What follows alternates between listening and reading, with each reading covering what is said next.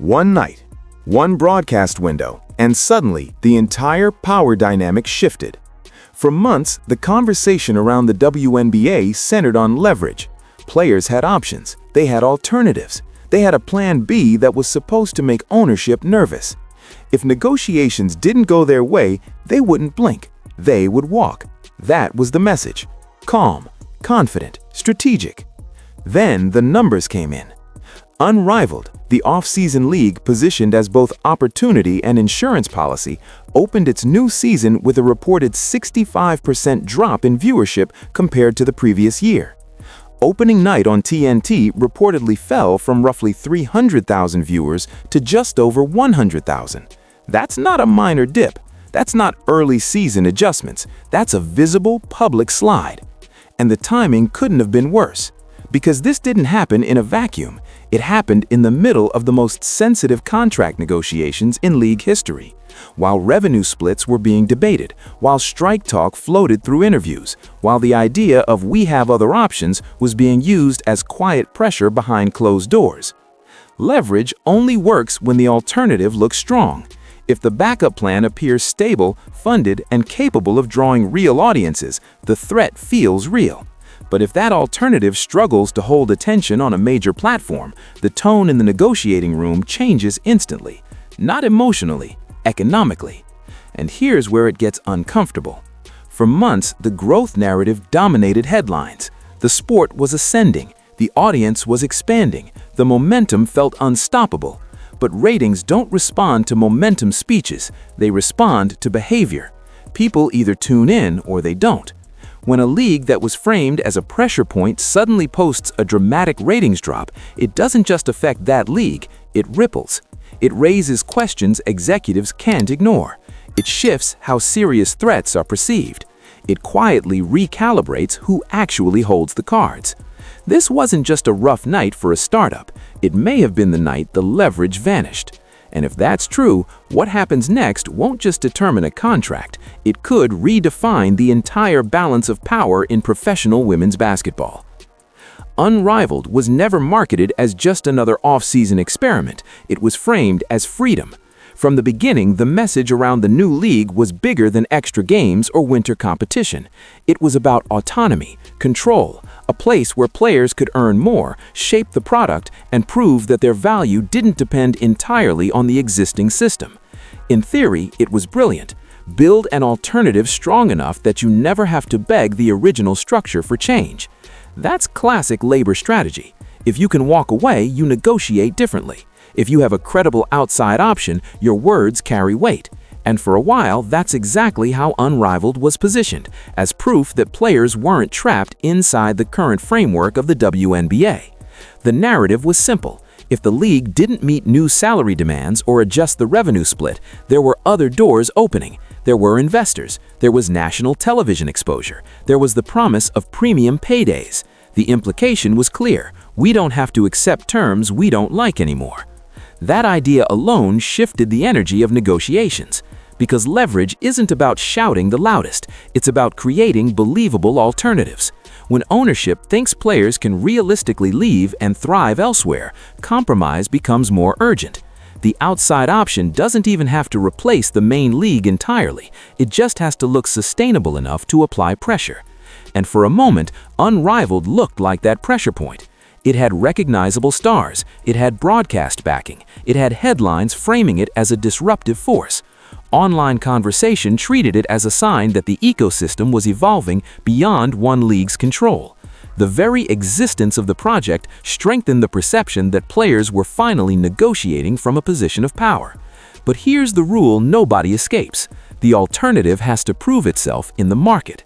It's not enough to announce funding. It's not enough to generate social buzz. It's not even enough to secure a network slot.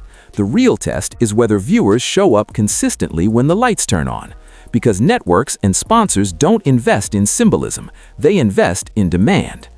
And the moment demand looks shaky, the entire leverage story starts to wobble. Unrivaled was supposed to change everything. It was supposed to be the insurance policy that made hardline positions believable. It was supposed to signal that the balance of power had shifted permanently. But leverage isn't declared, it's demonstrated. And once the ratings came into question, so did the strength of the backup plan. Opening night is supposed to send a message. It's the moment you roll out the vision, showcase the upgrades, and prove that last season wasn't a fluke. Sponsors are watching, executives are watching, investors are watching. An opener isn't just another game on the calendar, it's a signal flare about momentum. That's why the reported 65% year-over-year drop hit differently. Going from roughly 300,000 viewers to just over 100,000 on a national platform like TNT doesn't read like a minor fluctuation. It reads like hesitation. It raises a question that's uncomfortable but unavoidable.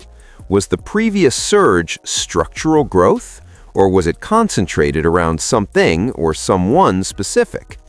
This is where the star power conversation enters, whether people like it or not.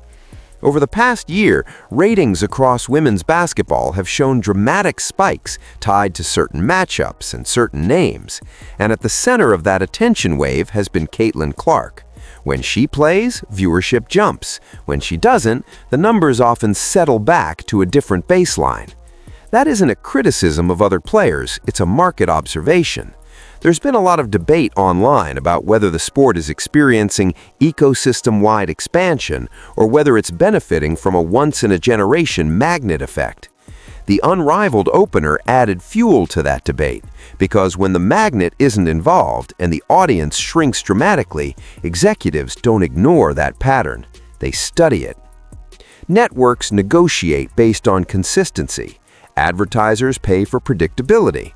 A single superstar can generate headlines, but a league needs habitual viewership to justify long-term financial leaps. If audiences appear selective, tuning in for specific personalities rather than the product as a whole, that shifts how growth projections are calculated. And projections are everything during contract talks. A sharp ratings decline doesn't just affect one startup league, it subtly reframes conversations happening elsewhere. It forces decision-makers to ask whether the recent boom represents a new floor or a temporary spike. That distinction changes leverage instantly, because if the surge was broad and sustainable, players can argue the pie is expanding rapidly. But if the surge is narrow and star-driven, ownership may argue that revenue growth has limits, at least for now. The 65% drop, whether temporary or structural, signals uncertainty, and uncertainty is kryptonite during negotiations. It suggests that attention might be more fragile than the headlines implied, that growth might be more concentrated than advertised, that the market is still deciding how committed it really is. And when commitment is unclear, the tone behind closed doors starts to shift. Not long ago, the tone was defiant. Interviews carried an edge, social posts hinted at unity. The possibility of a work stoppage wasn't whispered, it was acknowledged openly. The message felt coordinated. If meaningful change didn't happen, sitting out was on the table. The rhetoric signaled confidence, even inevitability. Then something subtle happened. The language softened. Instead of bold declarations about drawing a line in the sand, conversations started sounding more measured. Phrases like "we'll see how negotiations unfold" replaced sharper ultimatums. Mentions of potentially playing under existing terms began surfacing in interviews. The urgency that once dominated headlines seemed to cool. Observers have been quick to connect that tonal shift with the recent ratings conversations. To be clear, no player has directly said the numbers changed their position, but timing invites speculation. And when tone shifts immediately after a highly publicized dip in viewership, people start drawing their own conclusions. It's been said in labor history that messaging often reflects confidence levels behind the scenes. When leverage feels strong, language gets bold. When leverage feels uncertain, language becomes flexible. That doesn't mean panic, it means recalibration. And recalibration isn't weakness, it's survival. Careers in professional basketball aren't long. Windows close quickly. A strike can be powerful, but only if the absence is deeply felt. If the fan base isn't fully locked in, silence doesn't always create pressure. Sometimes it just creates distance. That's the tightrope players are walking. Some analysts suggest that the shift toward potentially accepting a short-term extension or playing under familiar terms may be about buying time rather than conceding ground. Others argue it reflects a realization that the outside option needs to stabilize before aggressive demands can hold. Either way, the change in messaging is noticeable. And when rhetoric evolves this quickly during active negotiations, it usually means something behind the curtain has changed. Whether that's investor feedback, network conversations, internal polling, or simple market reality, we don't know. But the shift is real. Because when leverage feels ironclad, you don't lower your voice. And when leverage starts to wobble, you don't keep shouting. The loudest arguments in any labor fight usually revolve around percentages: 50%, 40%, a bigger share, a fair split. On the surface, it sounds simple. If revenue goes up, players should get more of it. That part resonates emotionally. But buried underneath those headline numbers is a detail most people skip over, and it changes everything. Gross and net are not the same thing. Gross revenue is the big number at the top. Total media deals, sponsorships, ticket sales, merchandise. It's the headline figure that looks impressive in press releases. But net revenue is what's left after the league pays for everything required to operate: travel, arena rentals, production crews, marketing, insurance, staffing, security, logistics, and every other line item that keeps games on the schedule. Those expenses aren't optional, they're structural. So when discussions shift toward revenue splits, the real question isn't just what percentage, it's percentage of what. A split tied to net revenue means the business covers its costs first, then shares what remains.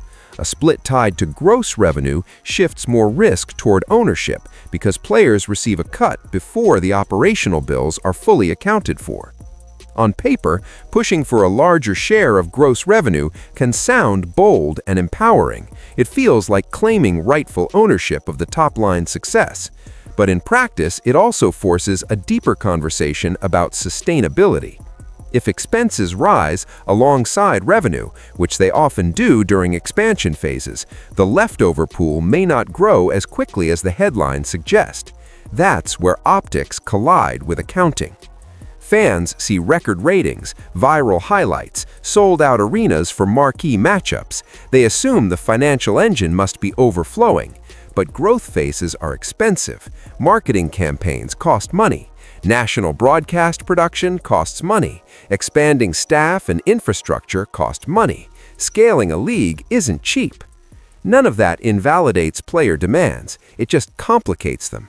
Because negotiations aren't just about fairness, they're about math. And math doesn't respond to emotion, it responds to margins. If the league argues that profitability hasn't caught up to visibility, that becomes part of the bargaining table. If players argue that growth projections justify a more aggressive split, that becomes their counter. The friction isn't just philosophical, it's mechanical. And here's why this detail matters right now. If viewership momentum shows cracks, even temporarily, it makes forecasting future revenue riskier. And when forecasts get uncertain, proposals tied to gross numbers become harder to justify in boardrooms.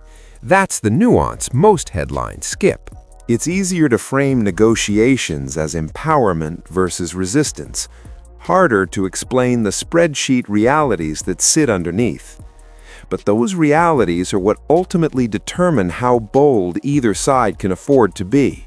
Because percentages sound powerful, until someone asks what they're actually attached to. There's a layer to this story that rarely gets discussed openly, but it sits underneath everything. The WNBA does not operate in isolation. It exists in partnership with the NBA, financially, structurally, and operationally. That relationship has always been framed as strategic investment, long-term growth, brand alignment, shared infrastructure. But here's the part nobody likes to say out loud. The power dynamic inside that relationship is not equal. The NBA does not depend on the WNBA for survival. Its revenue streams, media contracts, and global footprint operate independently. The WNBA, on the other hand, benefits from shared resources, cross-promotion, and financial backing that help stabilize its operations during growth phases. That doesn't diminish the WNBA's value. It clarifies the hierarchy. And hierarchy matters during negotiations. Because when discussions escalate, especially publicly, ownership groups and league executives start evaluating risk differently. If negotiations turn into prolonged standoffs, the NBA side has far more room to absorb disruption.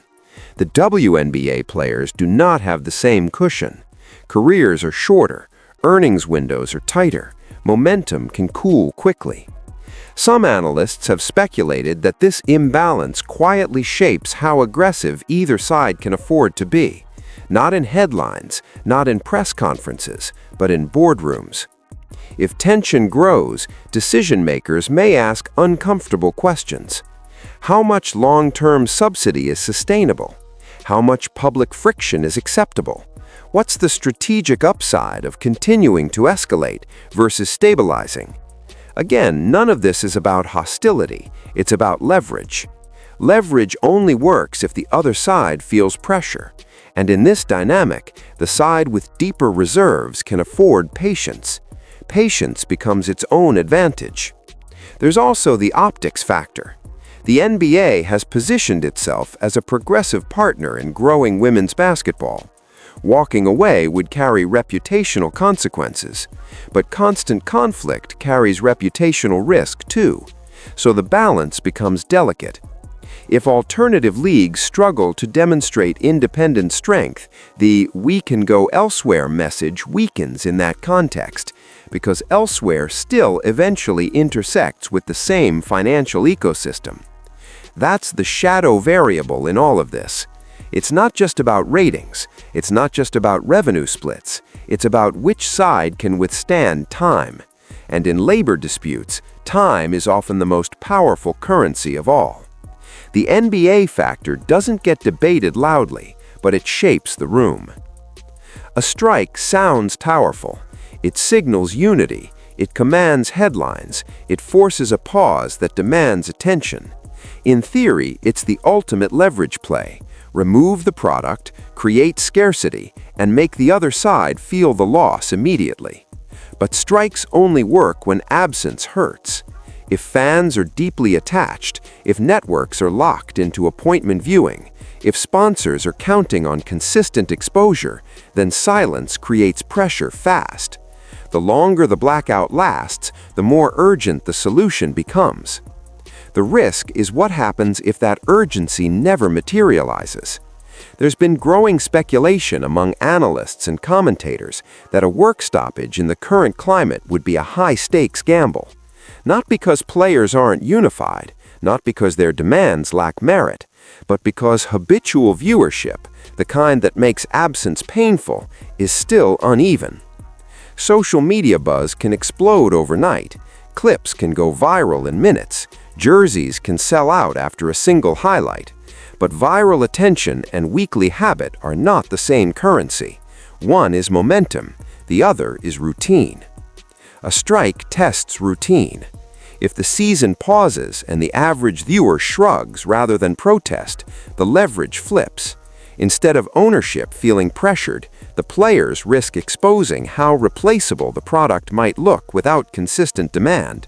That's not an accusation, it's the mechanical risk embedded in any labor standoff where growth is still stabilizing. And timing makes it even more complicated. Careers in professional basketball don't last forever. Every missed season costs more than just salary. It costs exposure, endorsement opportunities, rhythm, development. Owners and networks can afford patience measured in quarters and fiscal years. Players measure time in seasons. That imbalance changes how long each side can realistically hold the line. Some voices argue that even a short strike could force structural change and reset future earnings potential. Others caution that if the public doesn't feel the loss strongly enough, the outcome could be the opposite, a quieter return under terms closer to the existing framework. That's the gamble. It's not just about whether a strike could happen, it's about whether it would land the way it's intended to, whether it would spark urgency or indifference. Because leverage doesn't live in press releases, it lives in how badly the audience wants the lights back on. At some point, every negotiation runs into the same wall. The market doesn't respond to slogans, it doesn't bend to hashtags, it doesn't adjust itself because a narrative feels inspiring. It responds to behavior, to habits, to what people consistently choose to spend their time and money on. That's the uncomfortable reality sitting underneath all of this. None of these debates are about talent. The players are elite, the skill level is undeniable, the competitiveness is real. But markets don't price effort, they price demand. And demand shows up in numbers, in ratings, in ticket scans, in sponsorship renewals. For a while, the headlines suggested unstoppable momentum, a cultural shift, a permanent surge. And maybe some of that is real. But when viewership fluctuates dramatically depending on who's on the floor, it forces a harder question. Is the growth broad or concentrated? Because broad growth strengthens collective leverage, concentrated growth complicates it. If attention revolves around a small number of magnetic stars, then the ecosystem hasn't fully matured yet. That doesn't mean it never will. It means it hasn't yet. And negotiations built on projected ceilings rather than current floors carry risk. The market reveals those limits without emotion. It doesn't care who deserves what. It doesn't care about fairness debates on television panels. It doesn't negotiate. It simply reflects choices made by millions of viewers every week. When the audience shows up consistently, power increases. When engagement becomes selective, leverage narrows. That's the crossroads now. Either this moment becomes a recalibration, a strategic reset that builds sustainable growth step by step, or it becomes a misread that forces a harsher correction later. The difference comes down to recognizing where the sport truly stands today, not where anyone hoped it would already be. The numbers aren't personal, they're signals. And right now, those signals are asking one question. Is the leverage as strong as it was believed to be, or was it amplified by momentum that hasn't fully stabilized? In the end, narratives can inspire, but only the market decides what endures.